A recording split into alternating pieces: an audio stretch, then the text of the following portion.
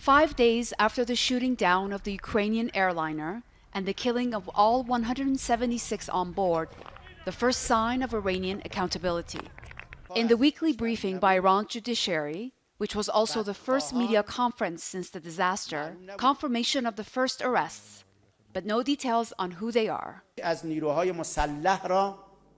A vast investigation is underway and many people have been questioned and some people have been arrested. The investigation is still ongoing.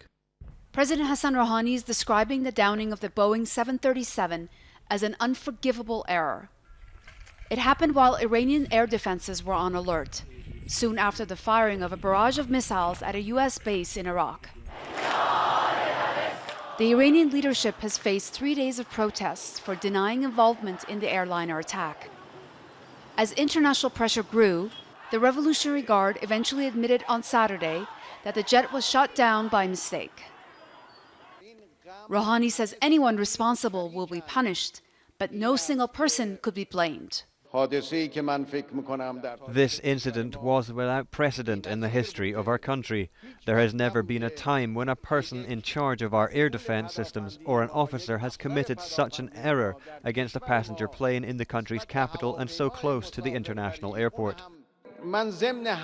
While sympathizing with all the dear families that were hit by this major tragedy, I tell them that we will continue this path until discovering all the aspects of the incident and punishing those involved. Rouhani is also dealing with another problem. 3 European countries have triggered a dispute process which could mean more sanctions. Britain, France, and Germany say the Iranians aren't complying with their commitment to the 2015 nuclear agreement to limit its nuclear development. The European signatories to the deal have been pressured to abandon it since the United States withdrew in May of 2018, then reimposed sanctions to damage Iran's oil-dependent economy. The Europeans say triggering their dispute is not aimed at reimposing UN sanctions.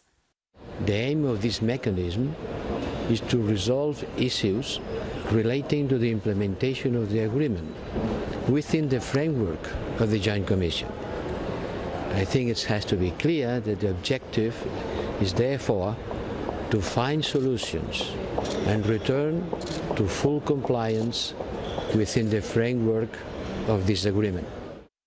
Iran announced its latest step to cutting its commitment to the deal by lifting restrictions on uranium enrichment earlier this month. The latest nuclear announcement won't do anything to ease high tensions between Iran and the United States.